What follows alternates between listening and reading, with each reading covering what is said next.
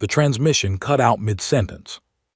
Not static, not interference, just gone, like someone had reached into the air and pulled the sound out by its roots.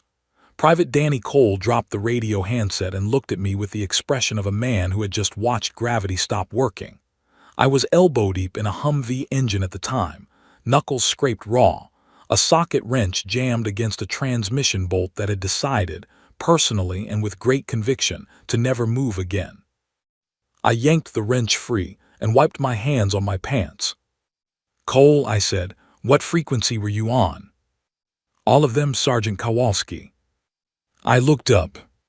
The sky was the wrong color. Not storm wrong, not sunset wrong. Wrong the way a word looks wrong when you stare at it too long, wrong at the level of the thing itself, like the sky had been replaced by a copy made by someone who had only ever heard the sky described. A low, bruised violet pressed down from the north, and it was moving. Not like clouds move, like something enormous was breathing underneath it. I put the wrench in my back pocket. I do not know why, it just felt wrong to put it down. "Get the others out here," I said. Cole ran. I stood and watched the sky. Behind me, the forward operating base outside of Billings, Montana hummed and rattled with the noise of a Tuesday morning, generators, boot steps on gravel, someone's country music bleeding from a speaker inside the mess hall. For about 40 more seconds, it was all still normal. 40 seconds is a long time when you are paying attention. Then the first ship broke through the cloud layer. It did not roar in like a comet. It descended the way a stone descends through water, slow, deliberate, enormous in the way that makes your brain refuse the information for a moment. Black-hulled and segmented like a fist of dark rock the size of a shopping mall, trailing violet light from its seams. It had no wings. It did not need them. Behind it came 3 more. Behind those, 100. I heard the mess hall go quiet. First the music stopped, then the voices. Then there was no sound at all except the low, resonant hum the ships made, a frequency you felt in your back teeth more than your ears. Captain Gerald Holt came out of the command tent buttoning his jacket.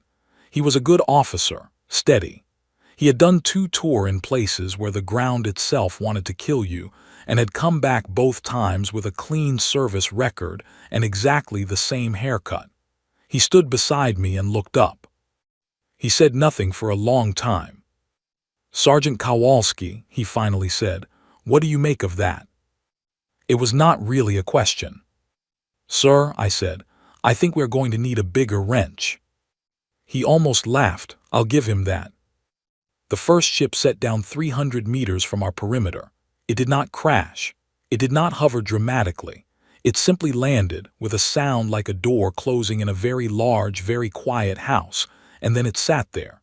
Steam or gas or something that was neither vented from its underside in slow columns. The ground around it did not burn. It just went flat, like the earth was pressing itself down to make room. My radio crackled once, then died completely. Every radio on base died in the same second. Corporal Danny Reyes came up on my left.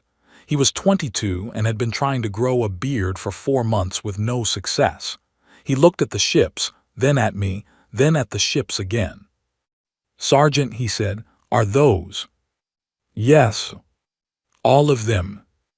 I looked north, east. The violet in the sky was not just over us. It went to every horizon. "Yes," I said, "all of them." The next 4 minutes were what happens when an organization built for one specific kind of emergency encounters a completely different kind. Officers stood in doorways. Privates looked to privates. The chain of command, which is excellent at many things, is not always excellent at the moment before the chain exists yet. Someone needs to be the first link. I walked to the center of the compound, and I used my outside voice. "Everyone listen, right now to me." They looked. We do not know what those ships want. We do not know if they are hostile. What we do know is that our radios are down, which means we are on our own until someone figures out how to fix that, and we are not standing here in a crowd when and if anything comes out of those ships. Do you understand? 32 people nodded. Cole, get the fuel stores into the east building low and covered. Rays, you take 4 people and start an inventory of everything in the armory that doesn't require satellite uplink to operate. Martinez, I need the medical kit and I need it staged. Not stored. Staged. Move. They moved. Captain Holt put a hand on my arm. Sergeant, he said quietly, I haven't given those orders. No, sir, I said, you haven't. He looked at me for a moment. He was not angry. He was something more complicated than angry. He nodded once and walked toward the command tent, and I understood that to mean he was going to find a way to make this official. I turned back to the ship. The side of it opened. Not dramatically. No ramp descended from heavenly light. A panel slid aside with a mechanical flatness, and from the opening something stepped out, 2 of them, then 6, then 20. They were tall, thin in the wrong places and wide in others. 4 limbs, which was familiar enough to be unnerving, familiar enough that your brain kept trying to file them under person and kept failing. Their skin, if it was skin, was the color of old pewter, and they moved with a fluid, deliberate patience that made them look like they had all the time in the world and knew it. They stopped at the edge of the flat ground the ship had made. They looked at us. We looked at them. I had my wrench in my hand. I do not remember picking it up again. One of them raised what might have been a device, or a weapon, or something with no human equivalent. There was a sound below hearing that pressed against the inside of my skull like a thumb. Then it stopped.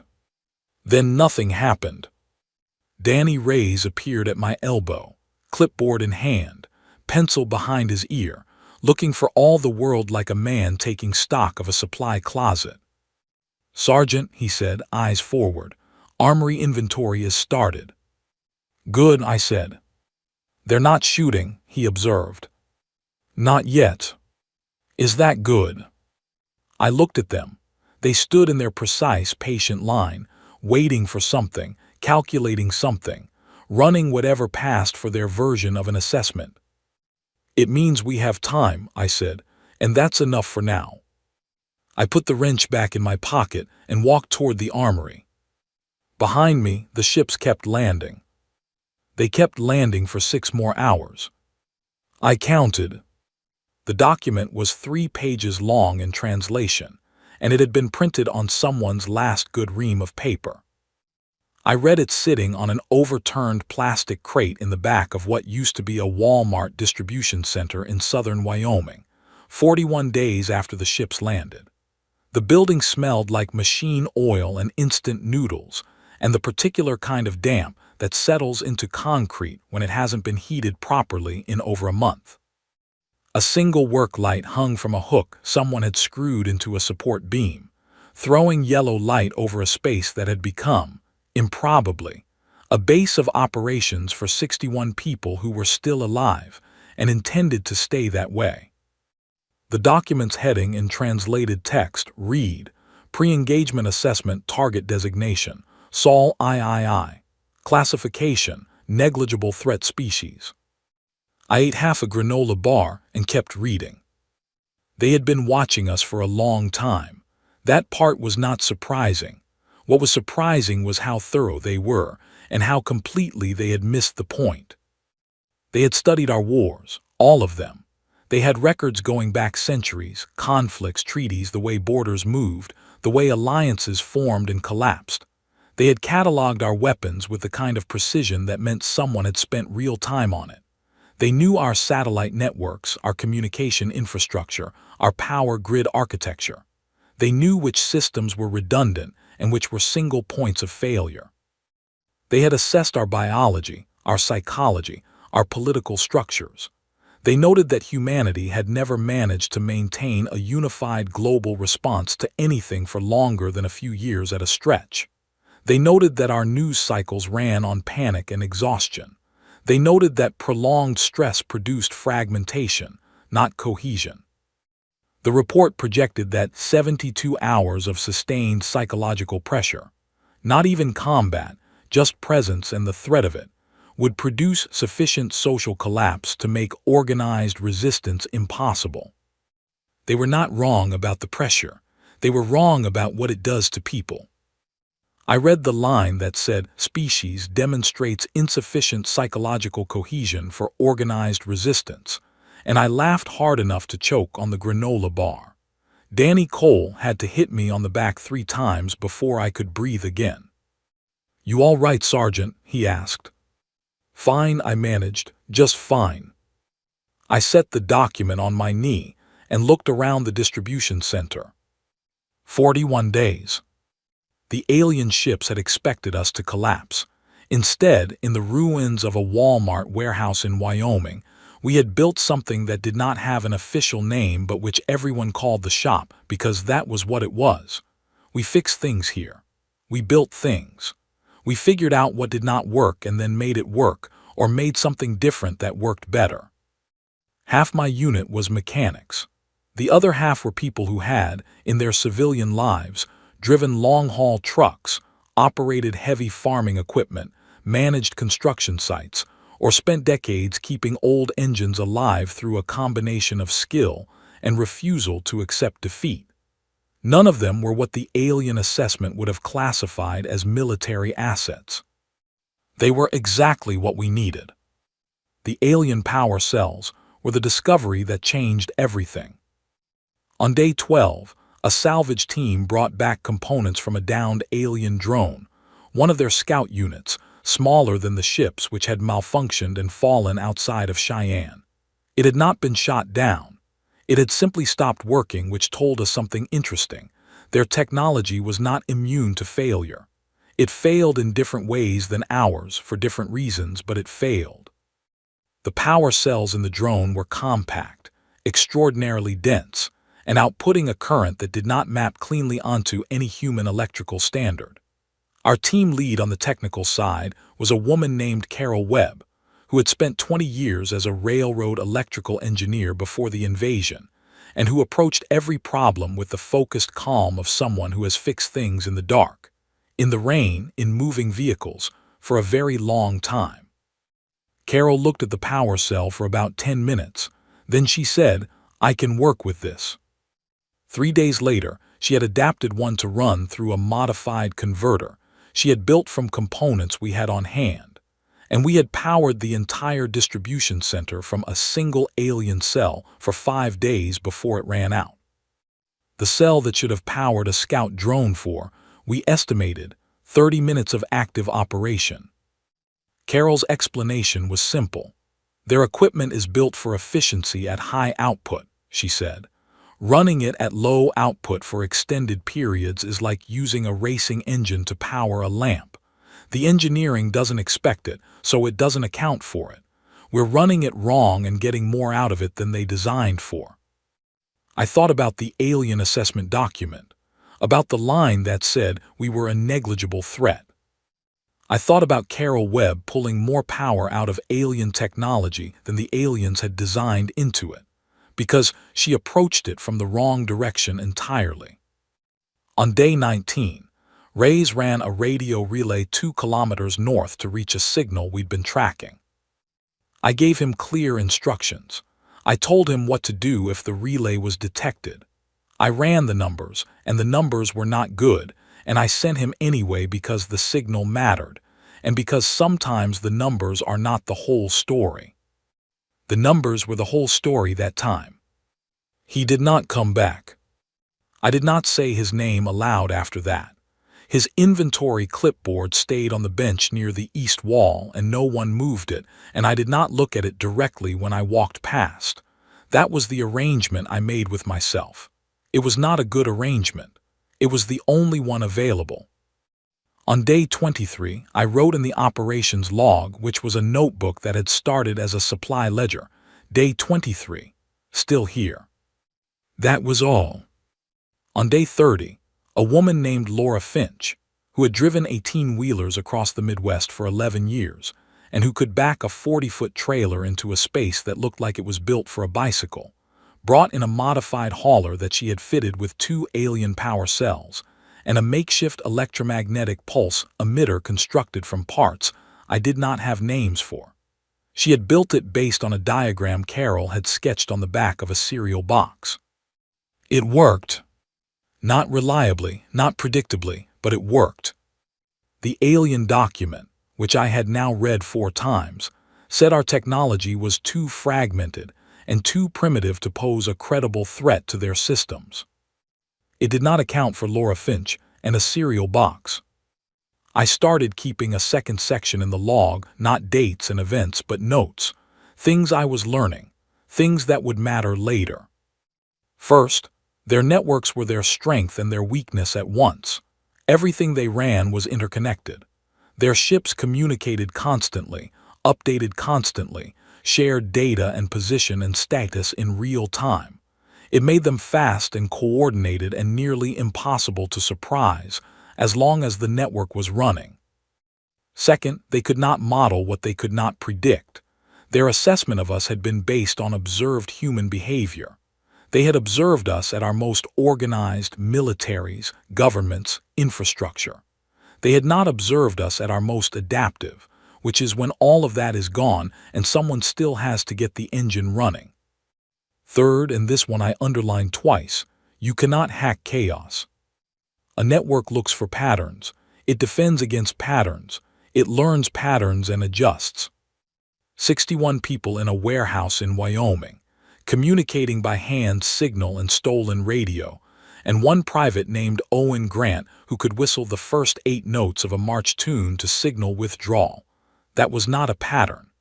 That was not anything a network could find and counter, because it did not look like anything a network was designed to look for. We were not a military force. We were a problem that did not compute. I finished the granola bar. I folded the alien assessment document and put it in the front of the logbook, behind the cover, like a dedication page. Carol came over and looked at it. "Bad news?" she asked. "Old news," I said. "They thought we'd fold in 3 days." She considered this. "It's been 41, she said. "I know." She went back to her bench and picked up her tools and kept working. I opened the logbook to the next blank page and wrote, "Day 41, negligible threat, still here." Then I got up and went to find out what needed fixing. Something always did. The elevator had been a freight lift once, built to move pallets of equipment deep into the mountain. Now it moved people, and it moved them slowly, and it smelled like rust and recycled air, and it went down for a very long time. General Patricia Ackefer was waiting at the bottom. She was 40 years old and looked 60, the way people do when they have been awake for too many days running and have stopped apologizing for it. She had her uniform jacket draped over her arm rather than on her body, which told me either that she had been here long enough for formality to feel pointless, or that she was the kind of officer who understood when formality cost more than it was worth. I decided it was probably both. "Sergeant Kowalski," she said. "General," I said. "You drove here from Wyoming." "Flew," I said. "In a crop duster. Carol Webb modified the fuel system." She looked at me for one long moment. "Of course she did," she said. "Come in." The underground installation beneath the mountains of Colorado had been a continuity of government facility once, a place designed to preserve function if the surface became unlivable. It was now functioning as the closest thing humanity had to a central command, which meant it was full of people who had not seen natural light in 8 weeks, and who moved through the corridors with the focused efficiency of people carrying problems they could not put down. The briefing room was a cave, not metaphorically. The walls were cut rock, smooth in the way that drilling makes things smooth, and the briefing table was a door laid across 2 sawhorses with a map of North America spread across it and weighted at the corners with coffee mugs. There were 9 people in the room. 6 of them I did not recognize. One of them was a Navy officer whose name tag read LT, Commander Alan Price, who looked about 26 years old and was doing an admirable job of pretending he was not terrified. One of them was Carol Webb, who gave me a small nod that communicated everything about the fact that she had been here longer than me and that things were complicated. And one of them was the youngest general I had ever seen. Standing at the far end of the table with his hands pressed flat against the map, and his jaw set in the particular way of someone who is holding their expression together through effort rather than calm. He was maybe 30. He looked like he had started this war as a captain, and had been promoted through a sequence of events he did not want to think about. I recognized his face. Not because I knew him, because I had worn it, day 9, standing next to Ray's empty cot trying to make my expression into something useful. General Akafer introduced him as Brigadier General Sam Cole. I clocked the last name and said nothing. Sergeant Kowalski, Sam Cole said, we've read your operations reports. The logbook, I said, I know it's informal. It's the most operationally useful document we've received from any field unit in 6 weeks, he said. Your notes on the network structure, your assessment of their coordination dependency, the EMP work your team has been doing. Carol's work, I said. Carol looked at the map. We want to use it, Sam Cole said. He walked me through the plan. It was, in the technical sense, simple. In every other sense, it was the most demanding thing I had ever heard proposed by a person who was not immediately laughed out of a room. The alien fleet operated on a unified network, a living grid of shared data that ran between every ship, every drone, every ground installation they had placed. The network was not based in one location. It was distributed, which made it nearly impossible to destroy. But it had relay nodes, physical infrastructure placed at 17 locations across the continent that the network depended on to maintain coherence across the hemisphere. If all 17 relay nodes were struck simultaneously, not sequentially, not in waves, but at the same moment within a margin of 10 seconds, the network would not fail permanently, but it would go dark. For approximately 11 minutes. 11 minutes during which the alien fleet would be operating blind, uncoordinated, unable to share targeting data or positional information. Each ship would be, for 11 minutes, entirely on its own. The Air Force, what remained of it, was ready to fly in those 11 minutes. They had been waiting for a window that did not require the network to be down. Now they had one if we could make it real. The problem was the nodes. 17 locations, many of them in areas with heavy alien ground presence, all of them requiring simultaneous strike. And the alien network, the same network they needed to disable, would detect any coordinated communication between the 17 strike teams in the hours before the operation. Which meant the 17 teams could not communicate once they were in position. No radio, no signal, no confirmation of readiness. Each team would operate independently on a shared countdown that everyone had memorized and detonate their device at the designated time regardless of what was happening around them. No confirmation that the other 16 teams were ready. No abort signal. No way to know if it was working until either it worked or it did not. The EMP devices, I said, they need to be built. 14 are built, Carol said. 3 locations have access to different material conditions. I need another week and specific components. You'll have them, General Akafer said. I looked at the map. At the 17 marked points spread across the continent like a pattern, a troubled person might draw in their sleep. Who leads the ground component? I asked. Sam Cole looked at me. I looked back. Why me? I said. Not a question. He did not dress it up. Because you've been in the field. Because your people have been running this kind of operation in miniature for 6 weeks, and they know how to move without signals.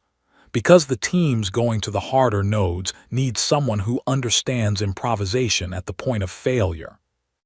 And because if it goes wrong, I said, the person in charge of the ground component is the one who answers for it. He did not flinch, Yes, he said. I looked at the map for a long time. I looked at him, at his jaw held together by effort, at his eyes, which were doing the same calculation mine had done on day 9, running the odds, finding them ugly, deciding to move anyway.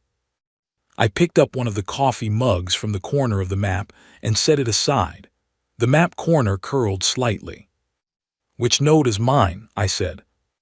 He pointed to a location in northern Montana, 14 miles from where the first ship had landed on a Tuesday morning. "Of course it is," I said. I put the mug back. "I need Carol, 4 of my people, and whatever components she says she needs.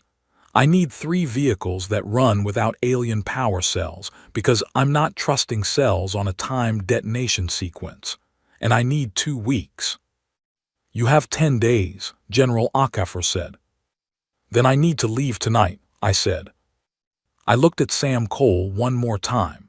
He was still holding the map down with his hands, and the effort it took to keep his face steady was visible now in the set of his shoulders. "Does it matter?" I said. "If you think it'll work, does the answer change what we do?" He looked at me. "No," he said. "Then stop asking it," I said. I picked up my jacket and my logbook, and I walked out. Behind me, I heard General Okafor say something quiet to Sam Cole that I was not meant to hear. I did not try to hear it. I had 10 days and 1,700 miles of alien-occupied road and 3 vehicles that ran on internal combustion engines and sheer determination. I had work to do. We went in at 4 in the morning on a day so cold the air felt like it had edges. The node was built into the side of a low ridge 14 miles north of Billings, a structure that had gone up in the first 2 weeks of occupation, looking nothing like what it was. From a distance, it resembled a solid geometric block of dark material, featureless, not quite any shape that felt natural. It sat in the landscape the way a wrong word sits in a sentence. Your eye moved past it and then came back. Getting within a mile of it without triggering their proximity sensors had taken 9 days of observation. Understanding their patrol pattern had taken 2 more and most of Carol's remaining patience. The solution, in the end, was the kind of thing that works because no sophisticated system thinks to defend against it. We moved during their data sync window, a 90-second interval when the node was pulling updates from the central network, and its local monitoring cycled to a lower attention state. 90 seconds, once every 40 minutes. We used 4 of them getting close. 6 people, 3 supply bags, the EMP device in a hardshell case that had previously held surveying equipment because it was the right size and we had it. I had my wrench. Owen Grant was on my left, moving without sound in a way that continued to surprise me, given that he was 6'3" and built like someone had assembled him from spare parts. He had not whistled the march tune in 3 days. He would not need to until we were out, and we both knew the shape of that problem without discussing it. Carol was behind me, the device case strapped to her back. She had not slept more than 4 hours in the last 3 days, and her hands were steady. I had watched them. Steady the way the hands of someone get steady when there is no alternative. Danny Cole, no relation to the general, was on the right flank with a signal jammer the size of a hardcover book.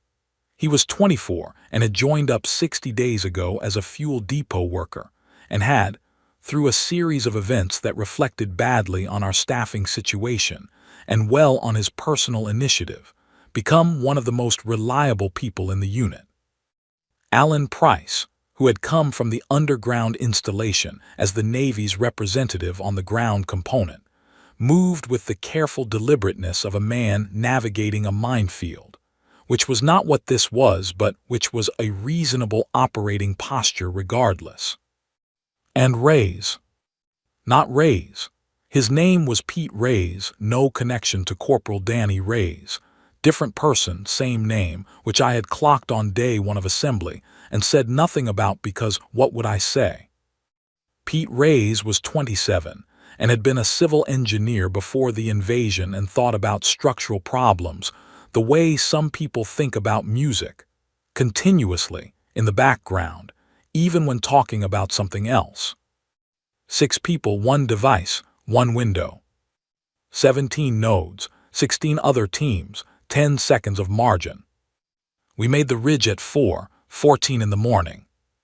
The node was 30 meters ahead, inside a perimeter that their equipment maintained through a low-level field we had learned to identify by the faint distortion it created at the edges of our vision, like looking through very slightly warped glass. Carol set the case down and opened it. The device was not elegant. It had never been designed to be elegant. It was a dense block of modified components wrapped in heat-resistant casing, with a trigger mechanism that Carol had rebuilt 3 times during the journey north because she had not been satisfied with the response time on the first 2 versions. The 3rd version she was satisfied with. Or had been, until she opened the case and looked at the trigger housing. "Kowalski," she said. Her voice was completely flat. That was how I knew it was serious. I moved next to her and looked. The trigger housing had a seizure, a component locked by cold metal contracting in the Montana night air into a tolerance so tight the mechanism could not cycle. It was not broken.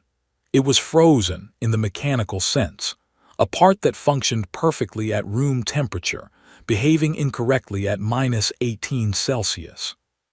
"How long to fix it?" I said. "With the right tool, 4 minutes." "What tool?" "A number 2 flathead screwdriver, narrow shaft." I reached into the case's side pocket. Standard kit. There was a multi-tool, a pair of channel locks, a set of hex keys, and a folding knife. "No flathead." I felt in my jacket pocket. My hand closed around something familiar. I pulled out the flathead bit that lived in the back of my wrench handle, the one I kept there, because I had once lost a flathead screwdriver at a critical moment, and had promised myself I never would again. I handed it to Carol. She looked at it, she looked at me. She took it and went to work. 3 minutes and 50 seconds. She handed me the bit back and did not look up from the device. At 4:21 we were ready. The countdown was in our heads. Every team on every node across the continent was running the same countdown, synchronized 9 days ago to a shared reference point, and trusted now entirely to the individual memory of 60 people who had no way to check each other. 11 minutes of network darkness beginning at 4:30 a.m. That was the window. That was what the Air Force needed. At 4:23 I sent the team back to the extraction point. Owen, Danny, Alan, Pete, they moved. Carol stayed. "You should go," I said. "The trigger has to be held through the cycle," she said. "It's a contact detonation now. Someone has to hold it." "Tell me how." She looked at me. "No," I said, "tell me how." She did. It took 45 seconds. She handed me the device, and she did not say anything else, and she left. I was alone on the ridge with the device, and the node, and the wrong color in the sky. At 4:27, I moved to the perimeter edge. The distortion at the edge of my vision told me where the field was. I had 3 minutes. There was one way in that we had identified, a gap on the northeast face where the field had a lower density, likely from a construction irregularity in the node's installation. Pete Reyes had found it on day 3 of observation and had explained the structural reason for it in more detail than I needed. I went through the gap at 4:28. 2 of them were inside the perimeter. I had not known that. Our observations had not caught interior security because the field distortion made close observation uncertain, and we had assessed the risk as low. The risk was not low. They were 10 meters from me, tall, moving with that patient, fluid precision. One of them turned its head. I had been wrong about many things in my life. I was wrong about the fuel tank capacity of the Humvee that started all of this, which had cost me a 4-mile walk back to base on a hot day in a previous and simpler life. I was wrong about the weather on day 6, which cost us a supply run. I was wrong, every day, about small things that turned out to matter. I was not wrong about this. There was no version of the next 30 seconds where I won a direct confrontation with two of them. But they were networked. And in 93 seconds, the network would go dark.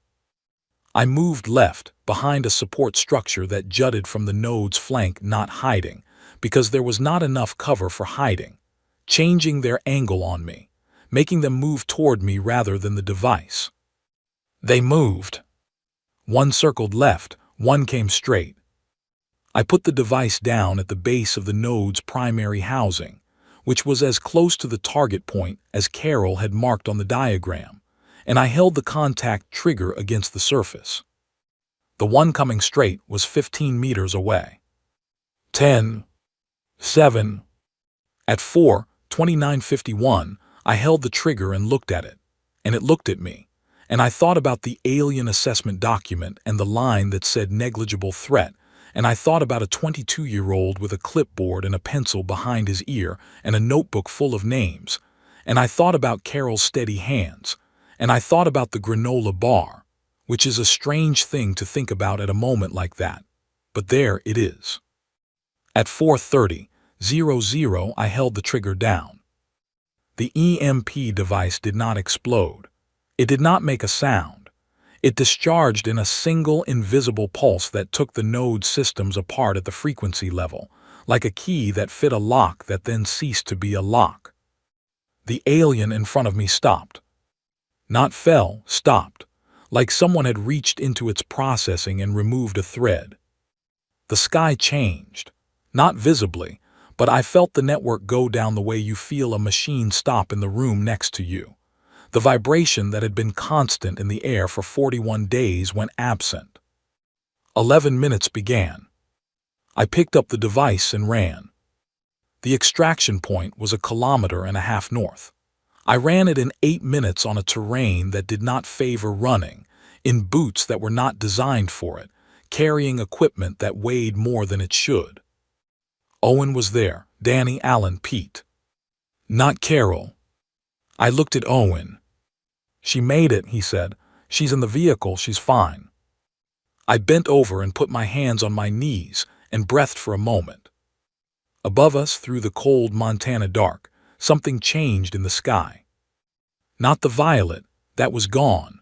What replaced it was light, moving light, fast and crossing, the kind of light that aircraft make when they are flying at the edge of what they are built for. Dozens of them, more. The Air Force. Flying in 11 minutes of darkness. Owen stood next to me looking up, and I stood next to him looking up, and none of us said anything, because there was nothing that language was built to carry in that moment. I woke up 3 days later in a field hospital that smelled like antiseptic and pine. Carol was in the next cot. Her hands, resting on the blanket, were still steady.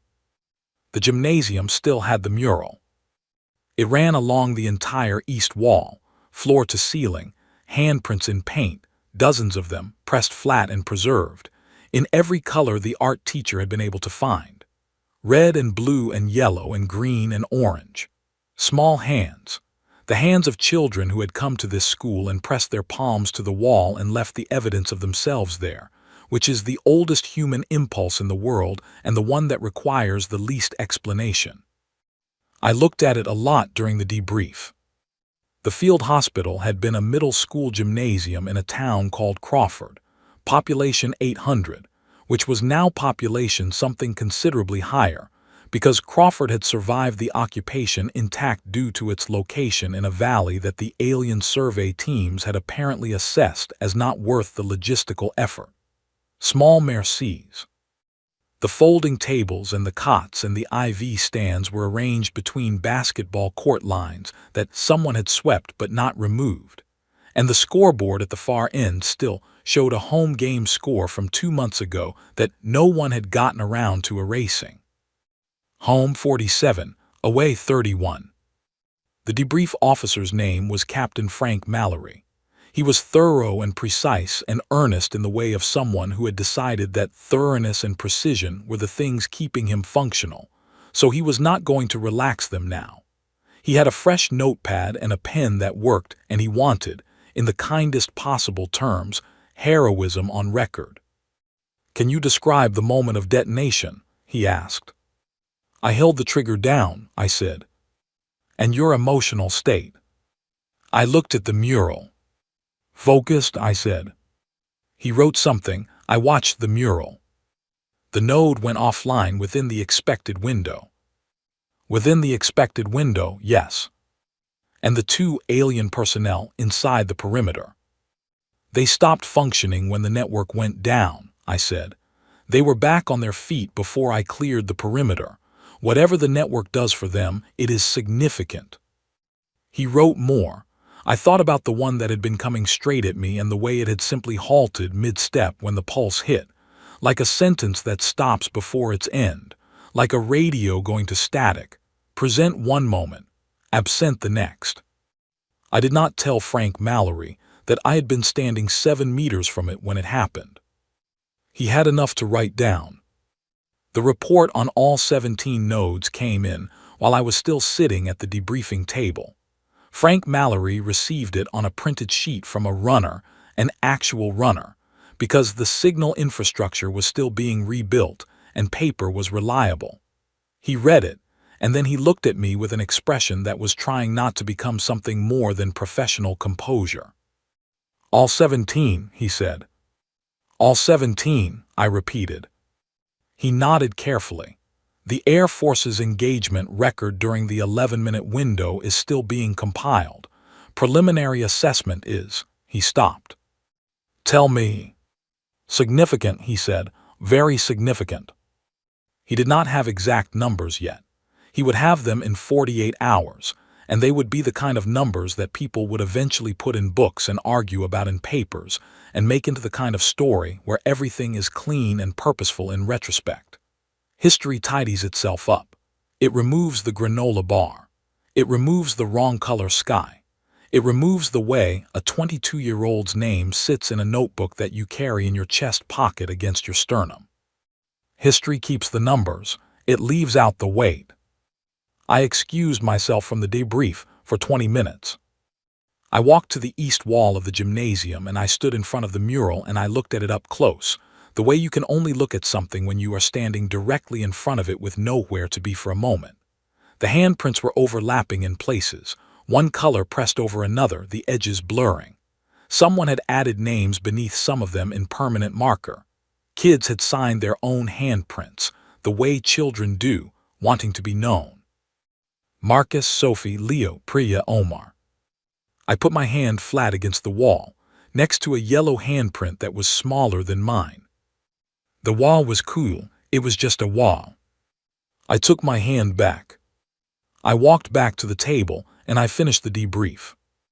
On the last day of my time in Crawford, the notebook turned up. I had not had it since I arrived at the field hospital. My jacket and gear had been handled by medical staff when they received me, which had been 3 days before I was conscious enough to ask where anything was, and I had assumed the notebook was gone, lost in the extraction, or left on the ridge, or simply consumed by the series of events that consume small things when larger things are happening around them. It was sitting on the cot next to mine when I came back from the debrief on the final day. Someone had put it there. I did not know who. I did not look for who. It seemed like the kind of thing that wanted to be left without that question attached to it. I picked it up. It was heavier than I remembered, which meant pages had been added. I opened it. The early pages were mine, the supply ledger entries from the distribution center, the operational notes, the alien assessment document tucked behind the front cover. Day 23, still here. Day 41, negligible threat. The later pages were not mine. Someone, more than one someone based on the different handwriting, had continued the roster that had been started after Ray's. Not just names. Notes sometimes, short ones, a location, a date, a unit designation. In some cases just a name alone which carried its own weight by being only a name. I read the pages. I read all of them. I read Danny Ray's name, which was near the front, written in handwriting I did not recognize, by someone who had cared enough to make sure it was there. I closed the notebook. I put it in my chest pocket, in the inside pocket where it sat against my ribs, and I held it there with my hand for a moment from the outside, feeling the shape of it. Then I let go. The final alien transmission arrived the following morning, printed on a single sheet that had apparently been passed through 6 sets of hands from the decryption team to Frank Mallory, to General Okafor, to a runner to me, because someone in that chain had decided I should read it. It was not long. The Armada's command transmission, sent in the minutes before the fleet jumped out of system, translated as closely as the team could manage. It began with a status update in the clinical, structured language that apparently characterized their communication, fleet condition, loss assessment, engagement summary. That part took most of the page. The losses were significant. The network disruption had cost them coordination at a critical moment, and the Air Force had used those 11 minutes with a precision that the assessment team was still quantifying, but which the alien command had already processed into their retreat decision. They had not been destroyed. The assessment was clear on that. The fleet had made a tactical withdrawal.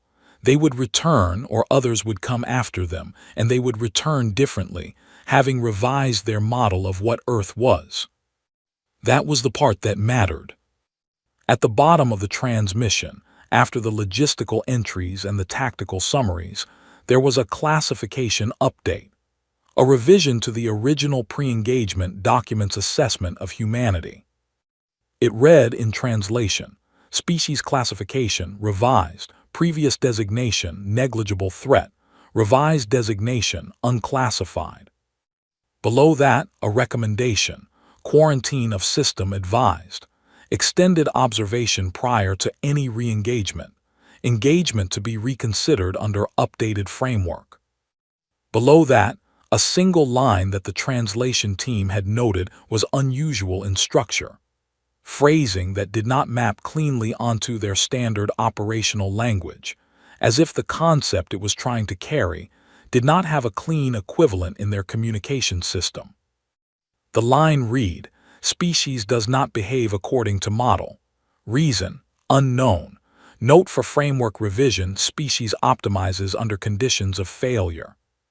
Then the transmission cut off. Not a conclusion, a mid-sentence stop where the network severed the signal when the fleet jumped. They had left mid-sentence. I folded the paper once and slid it into the notebook, behind the alien assessment document, before the roster pages. Let them sit together. The document that said we were nothing, and the transmission that said they did not have a word for what we were. Frank Mallory found me that afternoon sitting outside the gymnasium door in a folding chair, looking at the valley. It was a bright day. Cold, but bright. The mountains to the west had snow on them that the sun was doing a reasonable job of lighting, and the town of Crawford was moving, people in the streets, vehicles, the sound of construction from somewhere to the north, where a communication relay was going up. "Sergeant," he said, "transport leaves in 2 hours, back to the installation." "I know," I said. He stood next to me for a moment, looking at the valley. "What do you think happens next?" he asked. It was the kind of question that deserved a better answer than I had. What happens next is that the Air Force tallies its numbers and the engineers rebuild the infrastructure, and the governments reconvene, and the world remembers how to argue with itself about the smaller things, which is what the world does when the very large things are not actively happening. What happens next is that someone writes the official history and smooths the edges, and Carol Webb's name probably appears in a footnote, and Laura Finch's truck is probably not mentioned at all, and the cereal box diagram definitely is not. What happens next is that they come back, or someone like them does, and we have to be ready, which means we have to stay the thing that surprised them. The thing that optimizes under conditions of failure, the thing that builds what it needs from what it has, The thing that sends 60 people with memorized countdowns and no way to communicate into 17 locations, and somehow brings enough of them home. What happens next is a long time of hard work, and not enough sleep, and trying to make something that holds. I think we have a lot to fix, I said. Frank Mallory nodded. He went back inside. From somewhere down the street, someone fired a flare. No reason I could identify. No signal being sent.